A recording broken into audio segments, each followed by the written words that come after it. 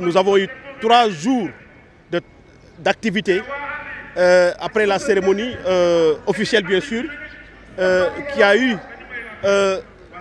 vu la participation des autorités administratives et locales et bien sûr le représentant du ministre de l'Agriculture, de l'Équipement rural et de la souveraineté alimentaire. Les activités se sont poursuivies à travers bien sûr des ateliers qui ont été animés tour à tour par des experts que nous avons invités qui sont venus de Dakar et ailleurs, mais également par les experts internes de la plateforme des jeunes pour la justice contre les changements climatiques.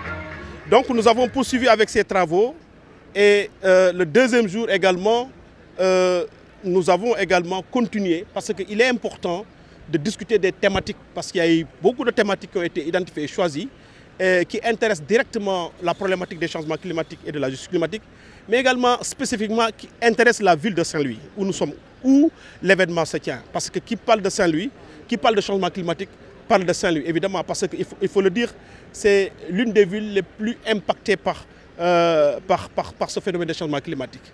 Et donc, du coup, nous ne pouvons pas effectivement venir à Saint-Louis, tenir un tel événement sans pour autant revenir sur tous ces aspects. Revenir effectivement sur ces impacts également qui ont véritablement affecté la ville de Saint-Louis. Mais aussi, on ne peut pas venir à Saint-Louis sans pour autant parler également de l'exploitation du pétrole et du gaz. Donc ça a été une thématique également qui a été débattue et qui a intéressé véritablement les participants. Parce qu'au-delà de Saint-Louis, la question de l'exploitation du pétrole et du gaz nous intéresse en tant que Sénégalais, tout court.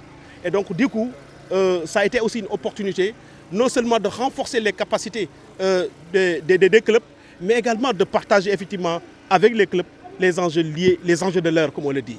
Donc ça a été véritablement magnifique, mais également, nous sommes des jeunes. C'est des jeunes qui se sont retrouvés. Au-delà justement des activités de réflexion, il fallait aussi penser à des activités de terrain. Et pour cela, nous avions choisi, ou bien les clubs ont choisi, d'aller faire justement une activité de reboisement. Donc, la commune de Gandon a accueilli bien sûr les participants pour des activités de reboisement.